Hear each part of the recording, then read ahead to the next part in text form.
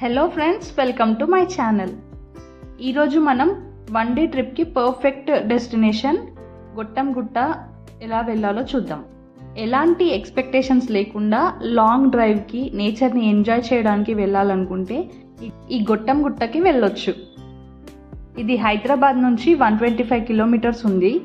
అలాగే జహీరాబాద్ నుండి 25 కిలోమీటర్స్ డిస్టెన్స్లో కర్ణాటక తెలంగాణ బార్డర్లో ఉంది. దారంతా ట్రైబల్ ఏరియాస్ నుంచి ఉంటుంది కాబట్టి ఇక్కడ వాటర్ కానీ ఫుడ్ కానీ దొరకదు. ఫుడ్ తీసుకోవాలి అనుకుంటే జహీరాబాద్లోనే ఫుడ్ తీసుకొని వెళ్ళొచ్చు, లేదంటే ఇంటి నుంచి క్యారీ చేయొచ్చు. ఈ గొట్టంగుట్టకి 10 కిలోమీటర్స్ ముందు నుండి రోడ్స్ అంతగా బాగోవు, సో బైక్స్ అయితే చాలా బెటర్. ఈ గొట్టంగుట్టలో మెయిన్గా మనం 3 ప్లేసెస్ని విజిట్ చేయొచ్చు.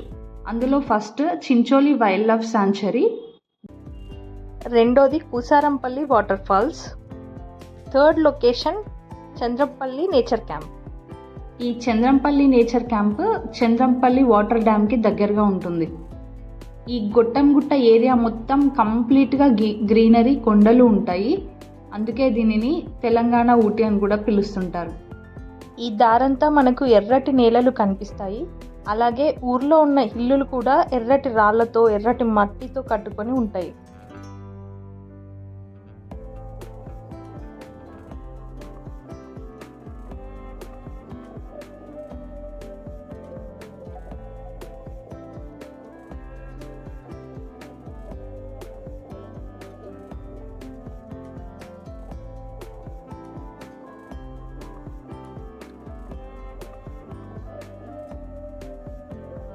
ఇలా మట్టి రోడ్ అంతా డ్రైవ్ చేసుకుంటూ వెళ్ళిన తర్వాత మనకి చించోలి వైల్డ్ లైఫ్ శాంక్చురీ వస్తుంది.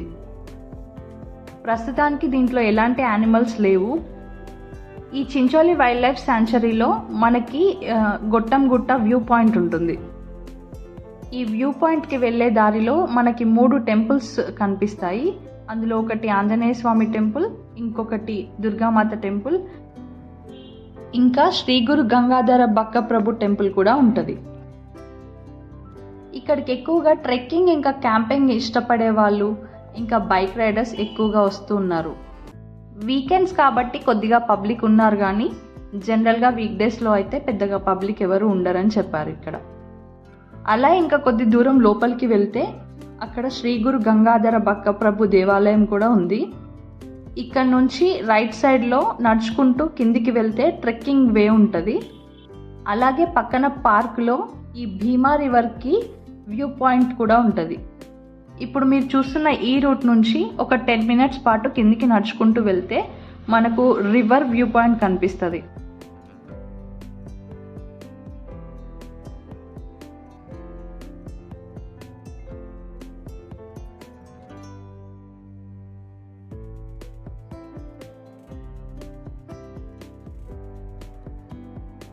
ఇప్పుడు మనకు కనిపిస్తున్న వాటర్ భీమా రివర్ టాప్ వ్యూ పాయింట్.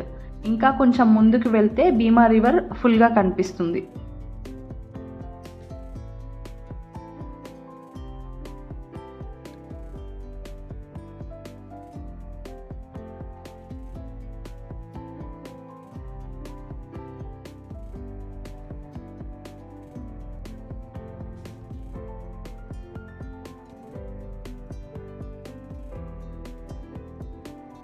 ఈ ప్లేస్ నుంచి వ్యూ చాలా బాగుంటుంది.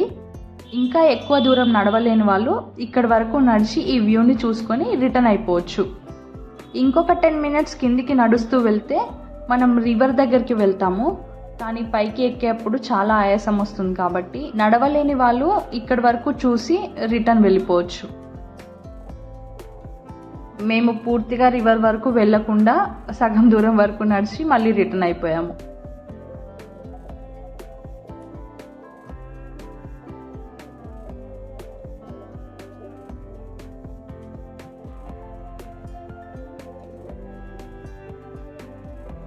ఎలాంటి ఎక్స్పెక్టేషన్స్ లేకుండా జస్ట్ నేచర్ని మాత్రమే ఎంజాయ్ చేయాలి అనుకునే వాళ్ళు, లాంగ్ డ్రైవ్గా వెళ్ళాలి అనుకునే వాళ్ళు ఈ ప్లేస్ని ఖచ్చితంగా ప్రిఫర్ చేయొచ్చు. ఫుడ్ ఇంకా వాటర్ తీసుకెళ్ళడం మాత్రం అస్సలు మర్చిపోవద్దు, ఎందుకంటే అక్కడ మినిమం స్నాక్స్ కూడా దొరకవు. వాటర్ బాటిల్స్ కూడా చించోలి వైల్డ్ లైఫ్ సెంచరీలో ఓన్లీ సండే అండ్ సాటర్డే పెడతారంట, మిగతా డేస్ అసలు దొరకవు.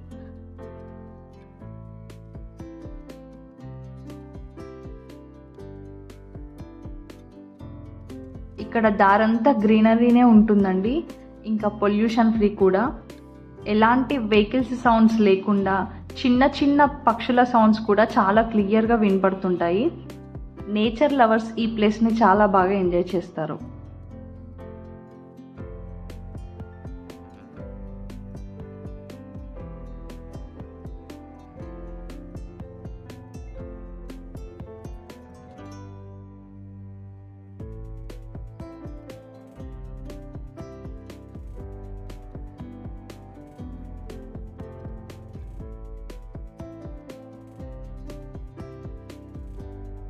మేము ఇక్కడ నుండి రిటర్న్ అయిపోయి కుసారంపల్లి వాటర్ ఫాల్స్కి వెళ్ళాము.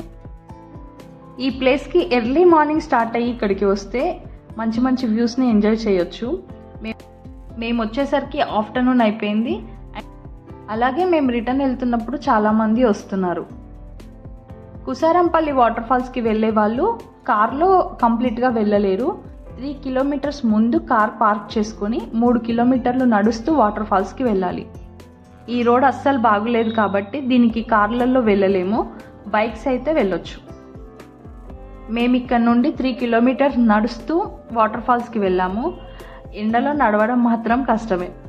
ఇది 2 స్టేట్స్కి మధ్యలో ఉండడం వల్ల డెవలప్మెంట్ అస్సలు బాగులేదు. రోడ్స్ అయితే అస్సలు బాగులేవు. దీన్ని మంచిగా డెవలప్ చేస్తే ది బెస్ట్ ప్లేస్ అవుతుంది ఇది.